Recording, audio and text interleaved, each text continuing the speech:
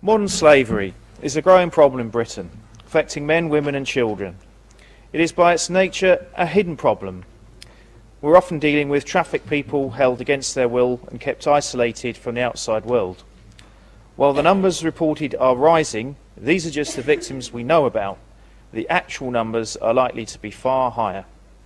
It's happening around us. We need to be aware of the problem. There are a number of cases and modes of operation of modern slavery that we do know about in agriculture, food processing, textiles, car washes, cannabis farms, restaurants, takeaways, nail salons. Often these people are British born as well as people trafficked into the country.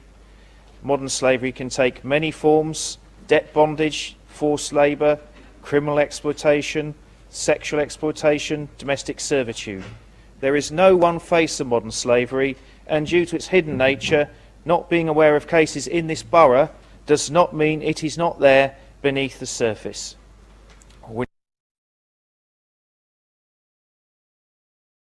One section I want to focus on briefly is on supply chains.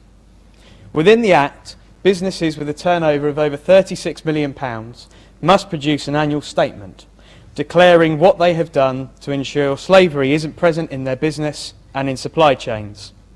I believe it is only right that as we handle money from the taxpayer, we should prevent slavery from our own supply chains.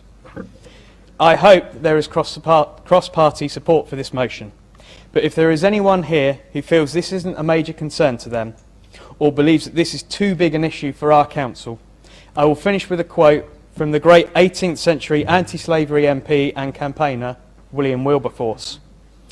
Having heard all of this, you may choose to look the other way, but you can never say you did not know. Thank you, Madam Mayor.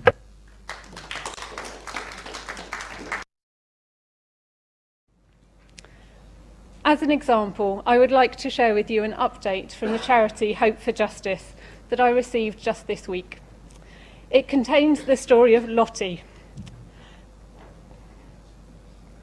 She came to England with the promise of work 3 years ago, but instead of work and freedom, she got slavery. She was forced to work 14 hours a day, 7 days a week, and was barely given enough food to live on. And in addition to all of that, she was raped and gave birth to a son, a child who was born into slavery in our own country. Now, Lottie was one of 134 people rescued by Hope for Justice this year, and she and her son now have their freedom. Now, the point of me sharing this experience, and I apologise for being emotional, is genuinely not to make this meeting longer.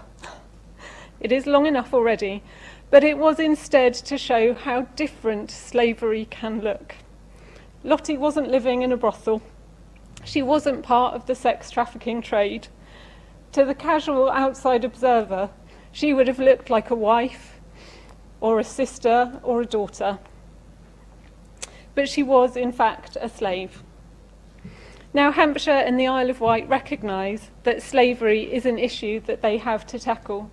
And while they may need to be the leading authority in this area, we as a council must recognise that slavery is an issue and that it is happening in Basingstoke and Deane. Because